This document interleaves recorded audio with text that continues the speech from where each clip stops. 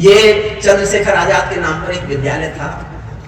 मायावती जी जब मुख्यमंत्री थी और भाजपा के समर्थन से थी, दुख की बात यह है उसके बाद 17 में आई है भाजपा लौट के, भाजपा नहीं लौटी। उसके बाद भाजपा के समर्थन के मुख्यमंत्री ने चंद्रशेखर आजाद के नाम के विद्यालय का पत्थर उखाड़कर किसी और के नाम का लगा दिया। जिनके नाम का लगाया उनसे हमें कोई शिकायत नहीं है।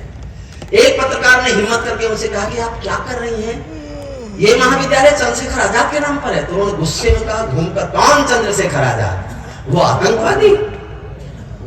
सरेआम प्रेस के सामने चंद्रशेखर आजाद को आतंक, please please please please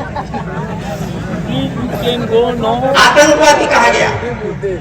Bhanu Pratap Shukla ने जनसत्ता में लेख लिखा, पूरे पेज का लेख था।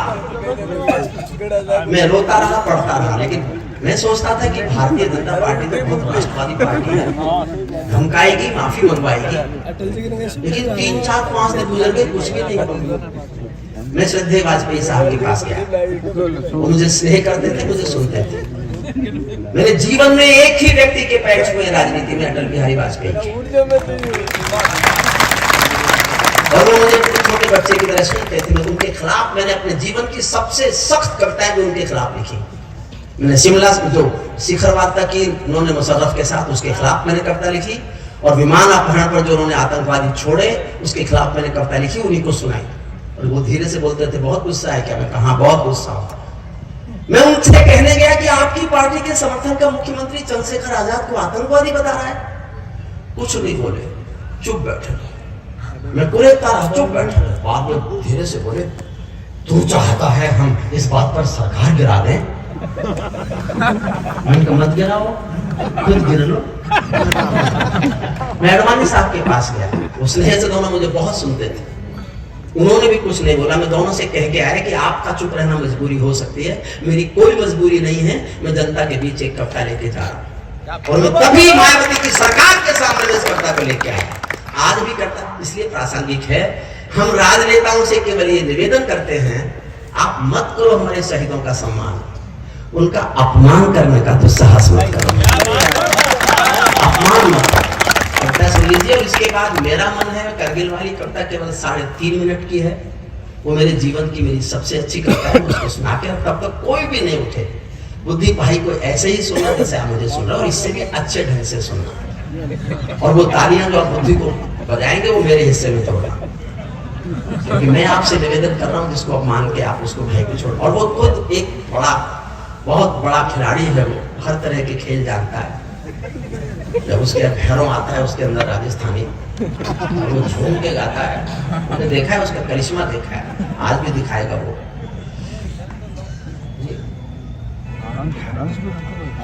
तो ये जो क्या नाम है इसका, ये संचालक हमारा ज्वाला, जो माइक पे प्रेरणा थी तब आप इसकी गतिविधि देख रहे थे,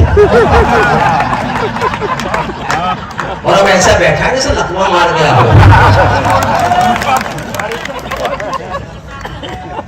कुछ तो हाँ ना, कुछ तो ताली बता, कुछ तो ये कवित्रियों को जमाने का ठेका तेरा।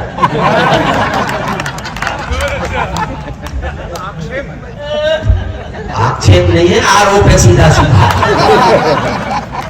मैं सरकारों से डरूं नहीं, तुझसे डरूं। मन तो देखिए बहुत दिन से गाय नहीं है कि भूल जाऊं तो माफ कर देना।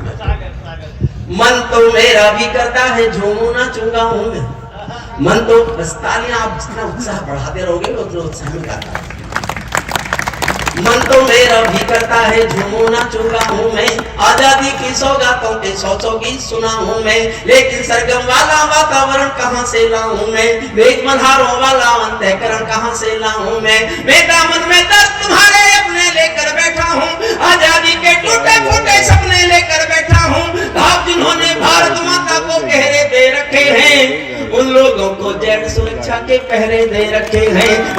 ये लाइन ताली मांगती थी साहब, ज्यादा ताली मांगती थी साहब। फिर पढ़ता हूँ, आप जिन्होंने भारत माता को पहरे दे रखे हैं, उन लोगों को जेड सुरक्षा के पहरे दे रखे हैं। जो भारत को बर्बादी की हद तक लाने वाले हैं, वे ही स्वर्ण जयंती का पैगाम सुनाने वाले हैं। वे ही स्वर्ण जयंती का पैगाम नाम सुनाने वाले हैं। आजादी लाने वालों का तिरस्कार तड़पाता है, बलिदानी पत्थर पर थूका बार बार। एक घटना बता दूं आपको, बस शायद आपने कभी सुनी नहीं होगी।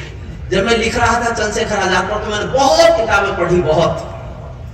एक पुस्तक में मुझे एक ऐसा दृश्य पढ़ने को मिला जो शायद दुनिया में किसी क्रांतिकारी के मुंह से निकला ही नहीं। गरीब थे चंद्रशेखर आजाद, इकलौते बेटे थे, कोई भाई बहन नहीं था।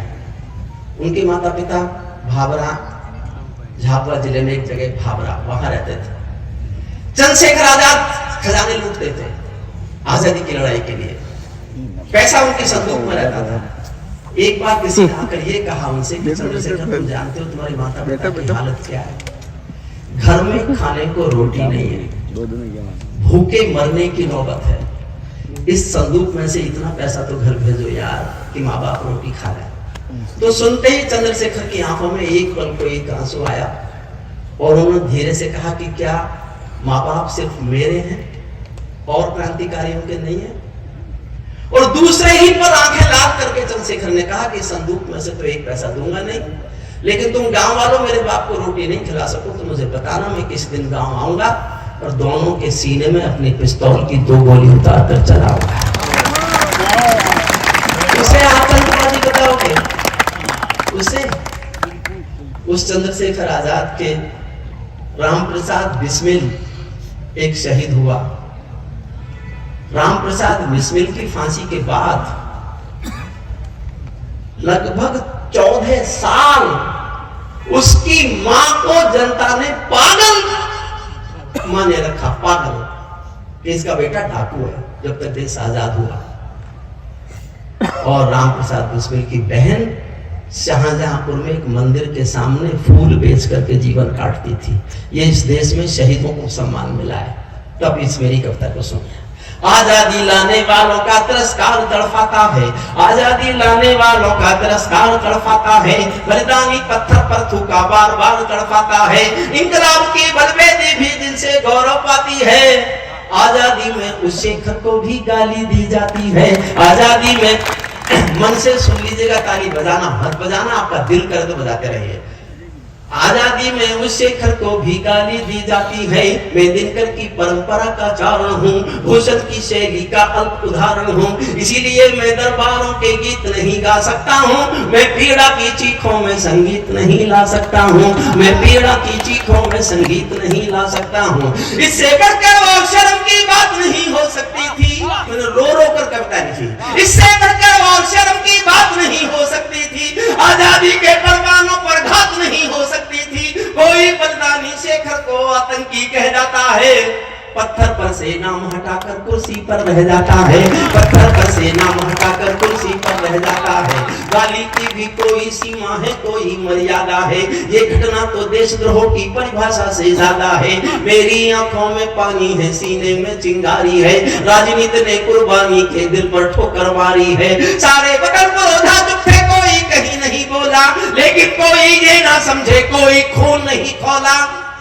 कविता का सौंदर्य केवल ये है राजेश कि जब वो गाली दे रही होंगी चंद्रशेखर आजाद को, तो शहीदों की आत्मा कहीं स्वर्ग में, सब शहीदों की आत्मा सुन रही होगी, सबकी आत्मा सुन रही होगी कि आज देश में एक प्रदेश की मुख्यमंत्री हमको गाली दे रही है।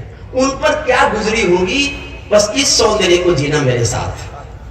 सारे वतन पुरोधा चुप थे, कोई कहीं नहीं बोला, लेकिन कोई ये ना समझे कोई खून नहीं खोला। सुनकर बलिदानी बेटों का धीरज डोल गया होगा, सुनकर बलिदानी बेटों का धीरज डोल गया होगा। मंगल पांडे फिर शोणित की भाषा बोल गया होगा, मंगल पांडे फिर शोणित की भाषा बोल गया होगा। सुनकर हिंद महासागर की लहरें तड़क गई होंगी, शायद बिस्मिल की गजलों की लहरें तड़क गई होंगी।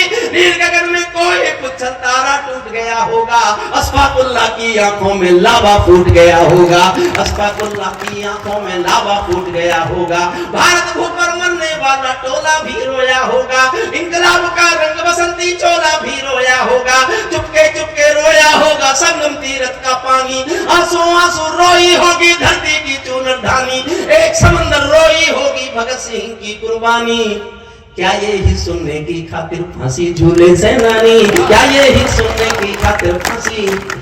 और साहब मैंने जीवन का सर्वाधिक गुस्सा किया है कविता में, इससे अधिक गुस्सा मैंने कभी नहीं किया। मैं अपने गुस्से पर मोहर चाहता हूं। आपको लगे कि देश के किसी कलमकार को देश गाते समय इतना गुस्सा करने का हक है तो मेरे हक पर मोहर लगाना। चुपके चुपके रोया, बहुत गुस्सा है वो, अगर उसका ट्रांसलेट करो गुस्से का तो वो फिर आतंकी है। मैं हूं आतंकी उसको लिखते समय। चुपके चुपके रोया होगा संगम तीरथ का पानी, आंसू आंसू रोई होगी धरती की चूनर धानी, एक समंदर रोई होगी भगत सिंह की कुर्बानी, क्या ये ही सुनने की खातिर फांसी झूले सेनानी। जहां मरे आजाद पार्क के पत्ते खड़क गए होंगे, जहां मरे आजाद पार्क के पत्ते खड़क गए होंगे, जहां मरे आजाद पार्क के पत्ते खड़क गए होंगे, कहीं स्वर्ग में शेखर जी के बाजू खड़क गए होंगे, शायद पल दो पल को उनकी निदिया भाग गई होगी, फिर पिस्तौल उठा लेने की इच्छा जाग गई होगी, फिर पिस्तौल उठा लेने की इच्छा जाग गई होगी। शेखर महायज्ञ का नायक गौरव भारत भूखा है, जिसका भारत की जनता से रिश्ता आज लहू का है, जिसने जीवन के दर्शन ने हिम्मत को परिभाषा दी, जिसके पिस्टल की गोली ने इंकलाब को भाषा दी, जिसने धरा गुलामी वाली क्रांति निकेतन कर डाली, आजादी के हवन कुंड की अग्नि चेतन कर डाली, जिसके कारण त्याग अलौकिक माता के आंगन में था, इकलौता बेटा होकर भी आजादी के रण में था, जिसको खूनी मेहंदी से भी देह रचाना आता था, आजादी का योद्धा केवल चने चबे न खाता था। अब तो नेता परवर के शहरों को खा जाते हैं और पुलों के शिलान्यास में नहरों को खा जाते हैं। अब तो नेता परवर के शहरों को। और एक पीड़ा गा रहा हूं, भाजपा के समर्थन से थी, मैंने तब भी गाया, और उसके बाद 17 में लौटे जब जनता भूल गई तभी मैंने लिखा। एक ईमानदार कलमकार के रूप में आप सारे भाजपा के हो फिर भी सुनना, और आपको लगे मैं ठीक कह रहा हूं तो मैं आपकी तालियां सुनना चाहता हूं, ताकि आपको लगे जब कविता के श्रोता हो तो देश के श्रोता होकर सुनो, भाजपा कांग्रेसी होकर मत सुनो। जो भारत माता की जय के नारे गाने वाले हैं, बहुत दिनों बाद गा रहा हूं तो गला भी सूख रहा। जब मैं आज 2-3 घंटे सुना लूंगा गला ठीक हो जाएगा। मैं बुद्धि प्रकाश के चेहरे का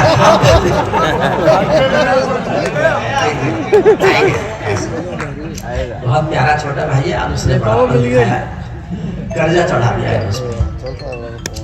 जो भारत माता की जय के, देखिए मैं जानता हूं चेयरमैन साहब आप भी भाजपा के, अधिकतर भाजपा के होंगे, कलमकार की ईमानदारी लगे तो मैं आपकी समर्थन चाहता हूं। जो भारत माता की जय के नारे गाने वाले थे, जो भारत माता की जय के नारे गाने वाले थे, राष्ट्रवादी की गरिमा गौरव ज्ञान सिखाने वाले थे, जो छोटी छोटी बातों पर संसद में अड़ जाते हैं, श्री राम मंदिर मुद्दे पर सड़कों पर लड़ जाते हैं, 60 दिनों तक स्वर्ण जयंती रथ लेकर जो घूमे थे, आजादी की यादों के पत्थर पूजे थे, चूमे थे, इस घटना पर चुप बैठे थे, सबके मुंह पर ताले थे, तब गठबंधन क्यों नहीं तोड़ा जो तुम हिम्मत वाले थे, तब गठबंधन क्यों नहीं तोड़ा जो। और अब भी चुप रह गए तो अगली 2 लाइन पर सबका मौन तोड़ना चाहता हूँ, सबका हाथ खुलवाना चाहता हूँ। इस घटना पर चुप बैठे थे, सबके मुंह पर ताले थे, तब गठबंधन क्यों नहीं तोड़ा जो तुम हिम्मत वाले थे। तुम सत्ता में शामिल थे तो टूक डांट भी सकते थे, तुम सत्ता में शामिल थे तो टूक डांट भी सकते थे, जो जीभ शहीदों पर थूके वो जीभ काट भी सकते थे, जीभ शहीदों पर थूके वो जीभ।